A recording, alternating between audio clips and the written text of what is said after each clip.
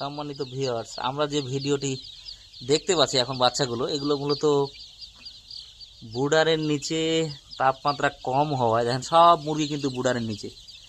এই যে বুডার যেখানে তাপমাত্রা নাই সেখানে কিন্তু মুরগি সেভাবে খেলাধুলা করে না। যখন তাপমাত্রা স্বাভাবিক হবে, মুরগিগুলোকে যখন গরম লাগবে তখন কিন্তু এরকম ছিটাবিটা থাকবে। এখন দেখেন সবগুলা, তবে স্বাভাবিক হলো। কিছুক্ষণ আগে আরও ভয়াবহ সিন ছিল, এখন কিন্তু ধীরে ধীরে স্বাভাবিক হচ্ছে। যারা মুরগি করবেন তারা সবসময় মাথায় রাখবেন তাপমাত্রা, ঘরের টেম্পারেচার এবং বুডারের ভিতরে টেম্পারেচার দুটাকে হিসেব করে যাতে মুরগি স্বাভাবিক থাকে।